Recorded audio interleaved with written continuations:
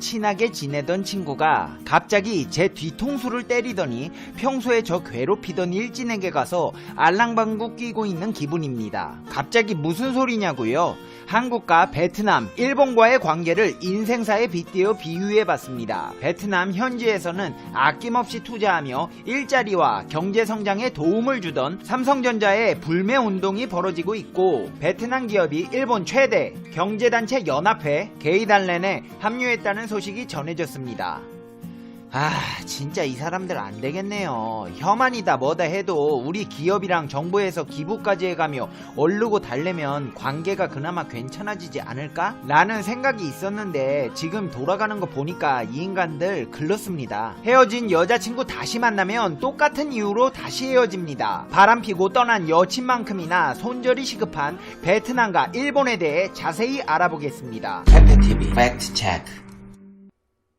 베트남 정부는 이번 사태가 심각해짐에 따라 급하게 한국 정부의 도움을 요청하며 방역 장비와 의료용품, 심지어 현찰까지 받아갔습니다. 근데 어처구니 없게도 베트남 국민들은 한국산 불매 운동을 벌이며 대한민국 국민들의 뒤통수를 얼얼하게 만들고 있습니다. 최근 베트남 온라인 커뮤니티에는 이런 그림들이 돌고 있습니다. 그림을 보시면 한국 국기와 베트남 국기를 달고 있는 생명체들이 말싸움을 벌이고 있는데, 한국이 자꾸 까불면 삼성 같은 대기업에서 투자 안 해줄 거야 라는 반협박을 하고 있고, 베트남은 그냥 베트남에서 나가 라고 하고 있습니다. 이뿐만이 아닙니다. 두 여성과 고양이의 합성 사진을 보면 삼성이 울부짖으며 베트남을 향해 호소하고 있고, 베트남 국기를 단 고양이는 노키아, 소니, 화웨이 등 일본과 중국의 브랜드가 있으니 삼성 따위 하나 나간다고 아무 일 없다고 하고 있습니다. 심지어 여기에 한술 더 떠 한국산 제품을 불매할 것이다. 그 중에서도 삼성은 절대 안 살 것이라는 한국 불매 운동이 일어나고 있습니다. 여기서 이채로운 점은 불매운동에서 그치지 않고 아예 삼성은 베트남에서 나가라며 퇴출운동까지 이어지고 있다는 것인데요. 그렇다면 삼성은 대체 무슨 큰 죄를 지었길래 이렇게 베트남 퇴출운동까지 벌어지고 있는 것일까요? 삼성은 죄가 있습니다. 너무나 많이 사랑한 죄. 베트남을 너무나 사랑한 나머지 베트남 전체 수출 35%를 차지하며 경제에 기여했고, 베트남 GDP 28%를 차지하며 가난한 사람들에게 일자리를 제공한 것입니다. 작년 11월까지만 해도 베트남 중부 꽝남성 타코 자동차 공장에서 열린 한국 베트남 투자기술 협력 포럼에서 웅우옌 수원푹 베트남 총리는 삼성전자 스마트폰 같은 자랑스러운 제품을 또 베트남에서 만들어주기를 고대합니다. 한국 기업가 여러분, 베트남에 와서 4차 산업혁명 제품들을 많이 만들어주세요 라며 적극적으로 한국 기업들을 유치했습니다.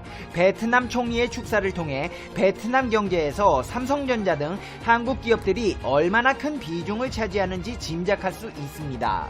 베트남 경제에서 한국 기업이 차지하는 비중은 상상하는 것 그 이상입니다. 실제로 베트남은 한국의 공적개발 원조 대상 1위 국가이자 외국인 직접 투자 1위 국가입니다. 한국이 1992년 수교를 맺었다는 점을 고려하면 그야말로 어마어마한 결과라고 할 수 있습니다. 베트남에 진출한 기업 중 베트남 경제성장에 가장 큰 공로를 세운 곳은 삼성전자입니다. 삼성전자 베트남은 베트남 전체 수출의 35% 이상, 베트남 GDP의 28%를 차지할 만큼 독보적인 영향력을 발휘하고 있습니다.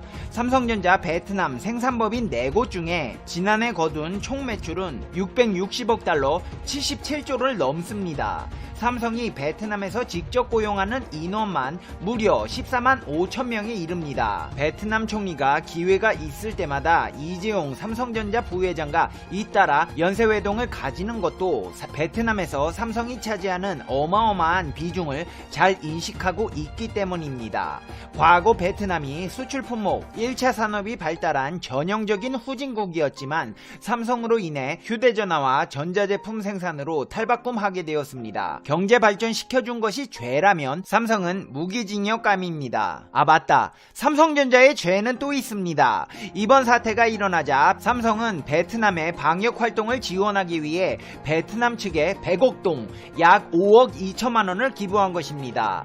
뿐만 아니라 베트남 보건소의 방역 활동을 지원하기 위해 자사의 최신형 스마트폰과 대형 TV, 디스플레이 등을 제공한 죄도 추가되었습니다. 삼성이 이렇게 베트남을 너무도 많이 사랑한 죄를 지은 탓일까요? 베트남은 한국을 버리고 일본으로 노선을 완벽하게 갈아타고 있습니다.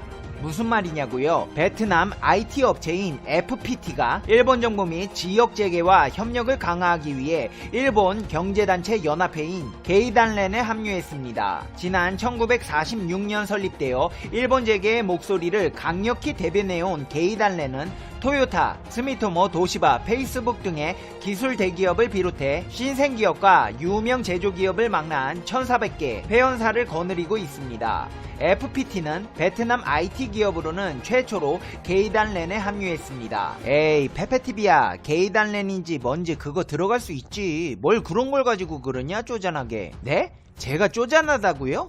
게이단렌이 어떤 곳인지 알면 생각이 바뀌실 겁니다. 일본 상공회의소, 경제동우회와 함께 경제단체 3대장 가운데 하나인 게이단렌 회장은 재계 총리라고도 불립니다. 일본 소속기업으로는 미쯔비시 중공업, 히타치를 비롯해서 웬가 전범기업들이 소속되어 있는 단체입니다. 근데 이 게이단렌이라는 단체 어디서 들어보신 적이 있으실 겁니다. 작년에 대한민국에서 제안한 강제징용 해법에 대해 그렇게 될 일은 절대 없다고 한 단체입니다. 작년 한참 화이트리스트 배제를 비롯해서 한일 갈등이 한창 고조되었을 당시 대한민국 측에서는 일본을 방문했습니다.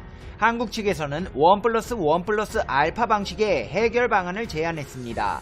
이 방안은 기금을 조성해 강제징용 피해자들에게 위자료를 지급하자는 것입니다. 기금의 재원은 한국과 일본 기업의 자발적 참여로 조성되며 양국 국민의 성금도 포함된다. 여기에 2015년 한일 위안부 합의로 설립되었다가 해산된 화해치유재단의 잔액 60억 원도 기금에 포함시키자고 했습니다. 당시 게이단렌 회장이었던 나카니시 회장은 대한민국이 제안한 해법에 대해 국가가 대응해야 할 얘기이며 민간이 돈을 내라고 하는 건 이상한 얘기라고 부정적인 입장을 드러냈습니다. 이 나카니시 회장이라는 사람은 히타치 제작소, 다시 말해 전범기업의 회장이기도 합니다. 한마디로 이야기하자면 지금까지 베트남 먹여 살린 삼성은 불매운동을 넘어 퇴출운동까지 벌이고 있고 베트남 최대 IT 기업은 이 일본의 전범기업 단체로 기어들어간 것입니다.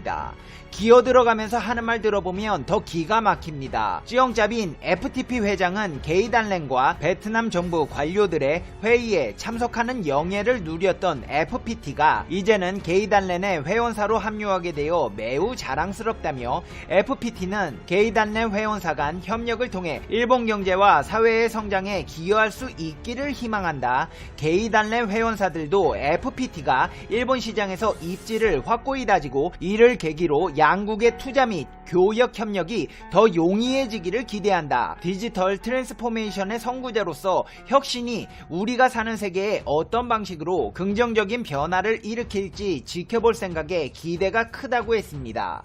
전범기업 히타치의 나카니시 회장은 FPT와 같은 글로벌 IT 기업이 게이단렌에 합류해 기쁘게 생각한다며 일본과 베트남의 경제적 관계를 강화할 뿐 아니라 소사이어티 5.0을 실현하고 디지털 트랜스포메이션 여정을 가속화하는 계기가 될 것이라고 말했습니다. 한마디로 베트남이랑 일본이랑 짝짝꿍 하고 있다는 것입니다.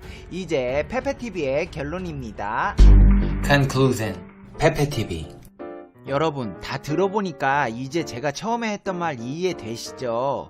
호의를 가지고 지내던 친구가 저 괴롭히는 일진 밑으로 들어가서 저 욕하면서 빵셔틀하는 느낌. 제가 살면서 느낀 건데요. 기대가 없으면 실망도 없습니다. 근데 이렇게 실망스러운 거 보면 박항서 감독님께서 좋은 성적 내주시면서 저도 모르게 베트남에 대한 우호적인 생각을 기대했던 것 같습니다. 제가 잘못했습니다.